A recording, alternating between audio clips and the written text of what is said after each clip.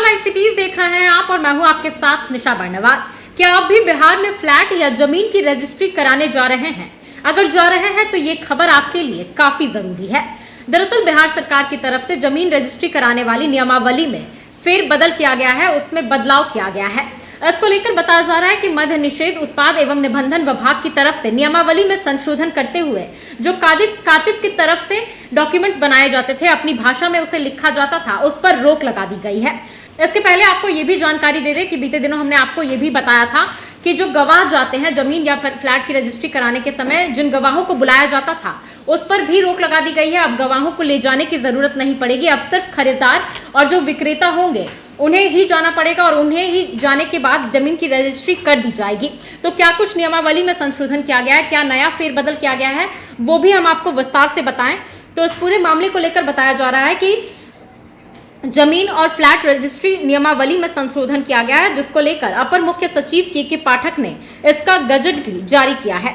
इसके तहत सभी डिस्ट्रिक्ट और मुफस्सिल सब रजिस्ट्रार को बिहार रजिस्ट्रीकरण संशोधित नियमावली 2023 को लागू करने का आदेश दिया गया है। इसके तहत अब जमीन और फ्लैट के लिए जो दस्तावेज तैयार होंगे, यानी कि जो डॉक्यूमेंट्स तैयार किए जाएंगे, वो सरकार के द्वारा डिसाइड मॉडल डीड के अनुसार ही किया जाएगा। और पहले होता था कि कातिब पहले अपनी भाषा के अनुसार दस्तावेज तैयार करते थे, लेकिन इस पर विभाग ने संशोधित नियमावली के तहत रोक लगा दी है। यानी कि अब कातिब अपनी भाषा के अनुरूप डॉक्यूमेंट्स का तैयार नहीं करेंगे। अब सिर्फ और सिर्फ बिहार सरकार की तरफ से ही जो डॉक्यूमेंट्स तैयार किए जाएंगे उसी के अनुसार ही डॉक्यूमेंट्स को मान्य किया जाएगा। इसके साथ ही बताया गया है कि गजट में कातिब, वकील या फिर मुख्तार जमीन रजिस्ट्री के लिए जो भी दस्तावेज तैयार करेंगे उसका प्रारूप मॉडल डीड के अनुसार ही रहेगा।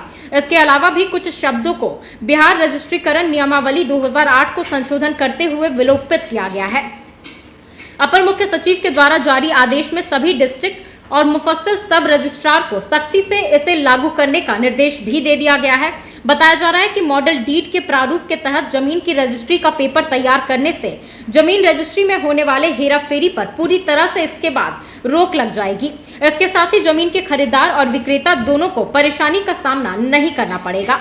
साथ ही ये भी बताया जा रहा है कि जमीन की रजिस्ट्री में पारदर्शिता लाने के लिए अब आधार को इससे जोड़ दिया गया है। बिना खरीदार और विक्रेता के आधार नंबर के जमीन की खरीद और बिक्री संभव नहीं होगी।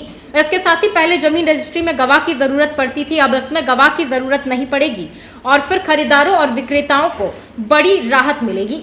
तो देखा जाए तो जमीन रजिस्ट्री वाली नियमावली में संशोधन किया गया है ताकि खरीदार और विक्रेता को ज़्यादा परेशानियों का सामना न करना पड़े, आसानी से उनके जमीन या फिर फ्लैट की रजिस्ट्री की जा सके। तो अगर आप भी जमीन की रजिस्ट्री या फिर फ्लैट की रजिस्ट्री कराने जा रहे हैं तो इस खबर के बाद आपको इस पूरे मामले को लेकर जानकारी मिल गई है। इस खबर में इतना ही। बाकी की तमाम खबरों के लिए बने रहें लाइव सिटीज के साथ। अगर आप इस वीडियो को हमारे फेसबुक पर देख रहे हैं तो हमारे पेज को लाइक कर दें, यूट्यूब पर देख रहे हैं तो हमारे चैनल को सब्सक्राइब कर दें। धन्यवाद।